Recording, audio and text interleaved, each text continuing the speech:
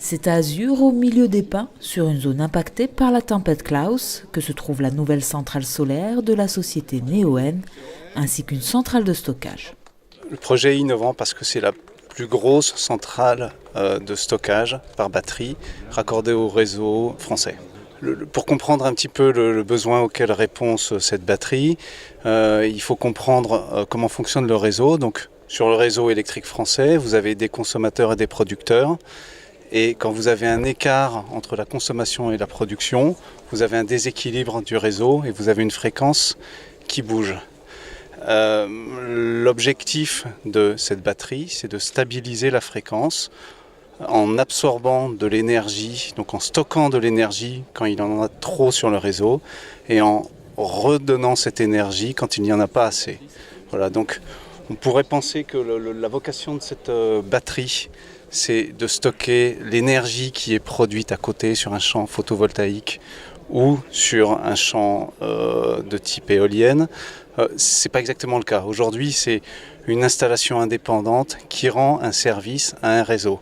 Alors, ce service et le développement de ce service, il est lié effectivement au développement des énergies renouvelables.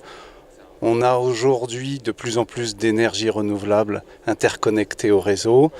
C'est une énergie qui est un petit peu plus difficile à prévoir, un peu plus fluctuante que les énergies classiques. Et donc on a de plus en plus de fluctuations dans la production d'énergie en France. Et donc ce type de batterie a pour vocation de compenser les fluctuations de l'énergie sur le réseau français. À côté de cette centrale de stockage, 13 hectares de panneaux photovoltaïques ont été installés. Vous avez à peu près 30 000 panneaux. Et ça produit jusqu'à 9 MW au maximum de sa puissance. Donc ça fait à peu près la production de 5 000 habitants, 6 000 habitants. Donc la consommation de la ville de Souston à peu près.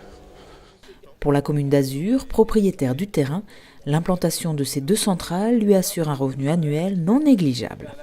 En gros, les retombées fiscales, locatives, etc. sont pour la commune d'environ 50 000 euros. Pour la communauté commune, à peu près 50 000 euros. Et pour le département, 50 000 euros. Puisqu'il y a les taxes foncières non bâties, les taxes dites professionnelles, enfin, voilà. Ce qui n'est pas négligeable, ça représente 150 000 euros de retombées. Et ici, ce projet a bénéficié aussi d'un financement participatif, avec un placement pour chaque citoyenne du département, pas que de la commune, mais du département et des départements limitrophes, pouvait participer à cette action. Et le placement est d'une durée de 3 ans et demi et 6% brut d'intérêt. Un second champ de panneaux photovoltaïques est en cours d'installation sur la commune d'Azur, qui participe ainsi pleinement à la transition énergétique et à la volonté de Max de devenir territoire à énergie positive.